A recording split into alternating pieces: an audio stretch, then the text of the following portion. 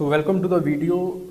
Question number second. Question number second was that culture and the civilization are the two faces of a coin. इसको आपने explain करना था, ठीक है। जब ऐसा कोई क्वेश्चन आता है, first of all in the introduction you have to write कि आपकी क्वेश्चन की अंडरस्टैंडिंग क्या है, what you have got from the question, आपने क्वेश्चन से क्या समझा है, आप वही चीज इंट्रोडक्शन में लिखिए, ठीक है। And in the body part right about the question, जो आपने क्वेश्चन की छोटी छोटी निटिग्रिटीज हैं उसके बारे में लिखना शुरू कीजिए, अपने व्यू पॉइंट्स लिखना शुरू कीजिए। And then conclude. जब आपके पास ऐसा क्वेश्चन आता है, जब एक स्टेटमेंट दी जाती है और उसको एक्सप्लेन करने के लिए, एनालाइज करने के लिए, डिस्कस करने के लिए, क्रिटिकली एनालाइज करने के लिए कह दिया जाता है, देन इंट्रोडक्शन में try to write that what is your interpretation of the question, कि आप उस सवाल से क्या इंटरप्रेट कर रहे हैं, उस चीज को लिखिए। ओके, सो यहाँ पे ये लिखना इतना ज़रूरी नहीं था, इतना इंपॉर्टेंट नहीं था। दैट हर्स्कोविट्ज़ की जो डेफिनेशन है कल्चर की, that it is the man made part of environment, इसको लिखने की ज़रूरत नहीं थी। Simply you have to write that what, कि आपके पास जो कल्चर है और सिविलाइजेशन है वो क्या चीज़ है। जस्ट अगर आप इतना भी लिख दोगे, it will be also a apt introduction, वो भी एक अच्छा इंट्रोडक्शन बन जाएगा आपके पास, ठीक है। सो आपके पास मैक्लेवर ने ये ओपिनियन किया है कि कल्चर का मतलब है जो आपके पास नॉन मटेरियल एस्पेक्ट है, और मटेरियल एस्पेक्ट को सिविलाइजेशन में दे दिया जाता है, ठीक है। फिर उसके बाद they are the two face of the same coin, आपने प्रो में क्या क्या चीज़ें हैं आपके पास, आपने वो बता दी।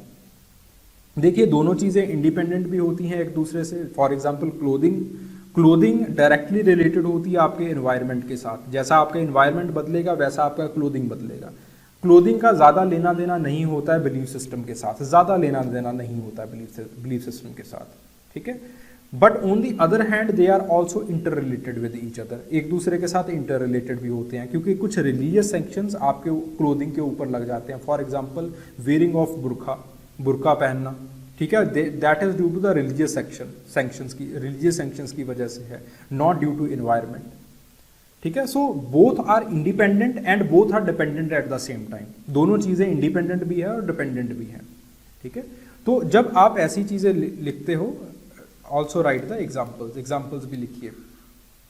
दोनों एक दूसरे के ऊपर ही डेवलप करते हैं। For example take the case of the writing technology का केस लीजिए। अगर आपके पास ये कंप्यूटर्स वगैरह ना बनते, प्रिंटिंग मशीन्स ना बनती, तो ये जो आपके पास बड़े बड़े आइडियाज़ हैं, ह्यूमनिज्म जैसे आइडिया, यूटिलिटेरियन जैसे आइडिया, ईगोइज्म जैसे आइडिया, जस्टिस का आइडिया, ऐसे बड़े बड़े आइडियाज़ जो हैं वो नहीं फैलते, उसका डिफ्यूजन बहुत स्लो होता। तो दैट इज़ वाई जैसे जैसे आपकी सिविलाइजेशन की स्पीड बढ़ती है, वैसे वैसे आपके कल्चर की स्पीड भी बढ़ना स्टार्ट हो जाती है, ठीक है।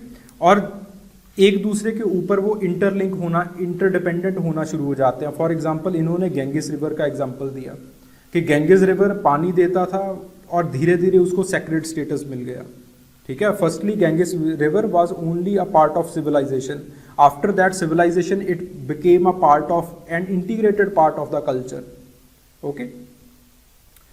देन दोनों का जो जोग्राफिकल एक्सपेंस है वो निकाला जा सकता है डिफ्यूजनिज्म के थ्रू। डिफरेंट जो आपके पास जो डिफरेंट मेथड्स हैं, डिफरेंट टेक्निक्स हैं, उनका जो जोग्राफिकल एक्सपेंस है वो दोनों का निकाला जा सकता है, ठीक है। कल्चर सिविलाइजेशन दोनों पर्सनैलिटी को इन्फ्लुएंस करती हैं, वो दोनों चीज़ें जो हैं वो आपकी पर्सनैलिटी को इन्फ्लुएंस करेंगी दोनों, क्योंकि जो सिविलाइजेशन है it is the mode in which the culture propagates itself, okay. Then you can write about the Mervin Harris के बारे में भी आप लिख सकते हो कि इन्होंने साफ साफ ये बता दिया कि किस तरह से आपके पास जो इंफ्रास्ट्रक्चर है, यानी कि जो मटेरियल कल्चर है, कैसे वो सुपर स्ट्रक्चर को, यानी कि जो non material aspects of your life हैं उनको वो इन्फ्लुएंस कर रहे हैं, और किस तरह से जो non material aspects of your life हैं वो किस तरह से मटेरियल कल्चर को इन्फ्लुएंस करते हैं, वो भी मेरविन हैरिस बताते हैं, ठीक है।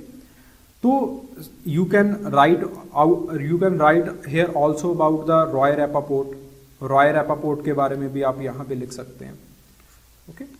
सो in the nutshell what I want to say is कि आपके पास इन इंट्रोडक्शन आपने सिंपली वो लिखना है जो आप इस सवाल से समझे कि आपने क्या निकाला, निष्कर्ष क्या निकाला इस सवाल से।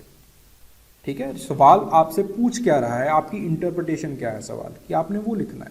इन the body part you will try to do justice to your question. अब ये यहाँ पे क्या है जस्टिस, मतलब यहाँ पे क्या कहा जा रहा है, क्वेश्चन का मतलब क्या है कि जो सिविलाइजेशन है यानी कि जो मटेरियल चीज़ें हैं वो नॉन मटेरियल चीज़ों का एक काउंटर पार्ट बनती हैं। आपने उन चीज़ों को समझाना है, आपने अपने व्यूज़ को रखना है। और व्यूज़ को आप कैसे रख सकते हो? With the help of examples. आप उस तरह से उन चीज़ों को करोगे। ठीक है, then after that you can write a good conclusion. आप कंक्लूजन एक जो बैलेंस्ड कंक्लूजन है वो दे सकते हो। ठीक है, तो civilization is what we have and culture what we are. तो इस तरह का आप एक सोल्यूशन, एक बहुत क्रक्स सा जो आपके पास एक कंक्लूजन होगा वो आप दोगे। Okay, so thus the civilization is the means for expression and the manifestation, और जो कल्चर होता है it is the background soul of that thing. तो इस तरह से आपने एक आपका जो कंक्लूजन है वो दे दिया। अगर आप एक और लाइन इसके साथ लिखना चाहते हो तो लिख सकते हो, thus the culture and the civilization are the two sides of one coin. तो इस तरह से आप लिख सकते हो। Okay, so in these kind of question you have to write like this. इस तरह से आपको लिखना है। So if you have any doubt, any query, do write in the comment section. तो कमेंट सेक्शन में ज़रूर लिखिए। Thank you very much.